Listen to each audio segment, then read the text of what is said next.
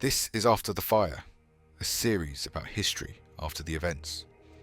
Each season follows the long relationship between two worlds.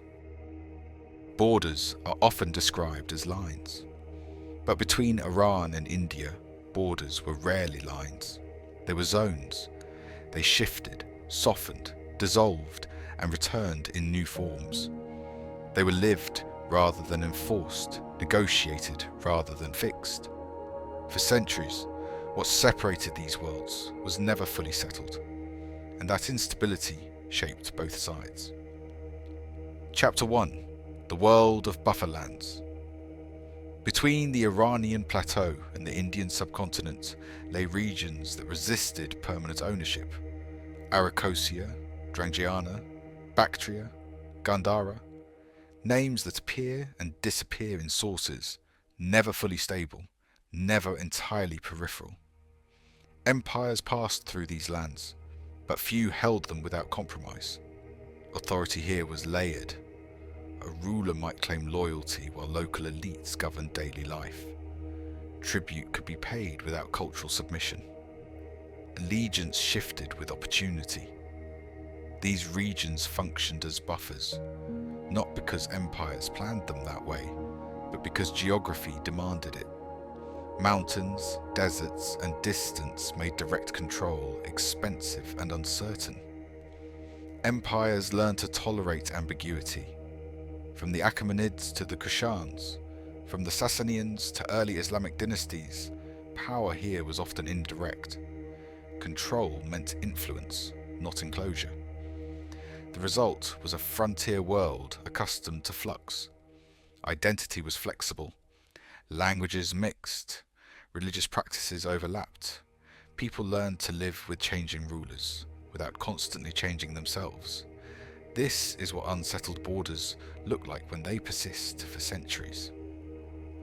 Chapter 2: When empires tried to freeze the frontier. At moments, empires attempted to harden these zones. The Sassanian Empire invested heavily in its eastern marches, fortifying regions and appointing military governors. Later, Islamic caliphates and successor states sought to stabilize the same spaces, tying frontier regions into fiscal and administrative systems. Yet even then, borders refused to behave. Local powers negotiated autonomy. Tribal confederations shifted allegiance. Control advanced and retreated in cycles. Maps drawn in capitals rarely matched realities on the ground. In the Indian world, similar patterns appeared. Northern polities attempted to secure their northwestern approaches, but sustained control proved elusive. What could be governed was governed. What resisted was accommodated. The frontier was not a problem to solve once. It was a condition to manage indefinitely. This produced a political culture comfortable with uncertainty. Diplomacy mattered as much as force. Recognition could substitute for domination. Silence in the record often meant compromise rather than collapse.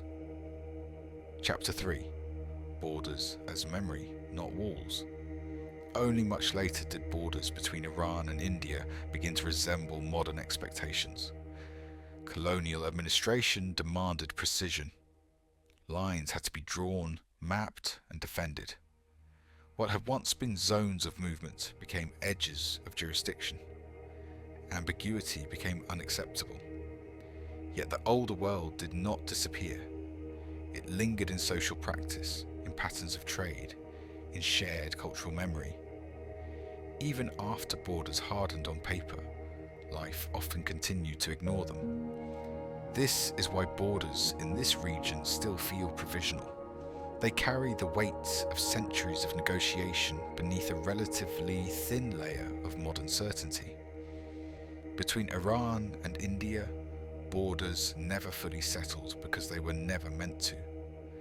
They emerged from worlds built on movements, mediation, and layered authority. After the fire of empire, what remains is not a clear line, but a memory of flexibility, a reminder that for most of history, Separation did not require enclosure. Stay with us, like, subscribe, and tell us what you think.